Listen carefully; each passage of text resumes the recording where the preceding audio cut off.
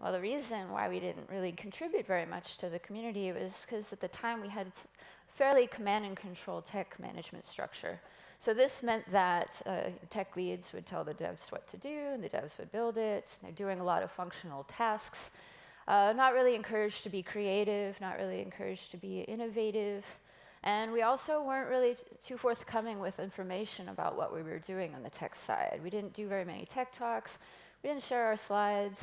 We started a tech blog, and we would write some posts about what we were doing there, but didn't do really that much.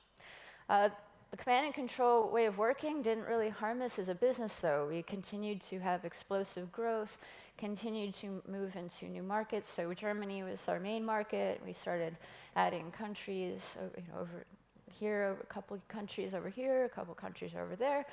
And in 2014, we got so big that we were able to go public.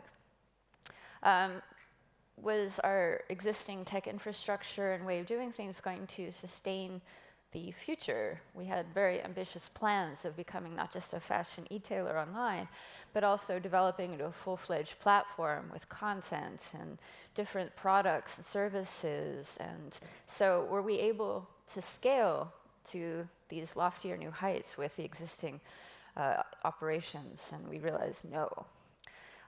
So we were also experiencing technical problems. Our Java infrastructure had become monolithic, and so there were lots of bugs, and it was hard to get onboarded, and we were kind of stagnating in terms of creativity with what we could do technologically.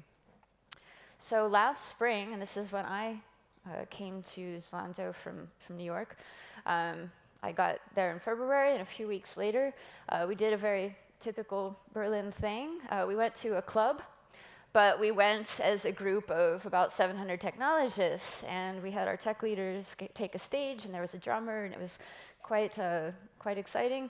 We had some currywurst, because that's what you eat. So we had that for the team. And we bussed people in from Dortmund, and that's where we had another tech office, and we sat them all down and said, hey, your life is going to be completely different from now on. The way we have been working, just for, we're done. We're going to embrace Agile methodologies as a tech organization, and we're going to work with these pillars of purpose, mastery, and autonomy, which if you've read Daniel Pink's Drive, you'll recognize right away. We call this radical agility, and this is the word we use to describe our management strategy. The autonomy pillar was quite important for the tech teams, because now they didn't have to follow the tech lead anymore. They were actually entrusted to make their own decisions about what tools to use as they would build their software. And so this was for the veterans at Zalando. Some people have been with us since almost the beginning. This was incredibly liberating.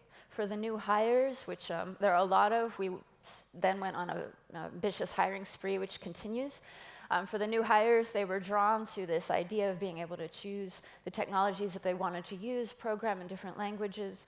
We unveiled a set of rules of play. At the same time, we unveiled radical agility, which emphasized microservices, RESTful APIs, and this helped us develop a very rich polyglot culture. So Java, we still have lots of Java, but then you can code in Scala, Clojure, Go, and this was very freeing.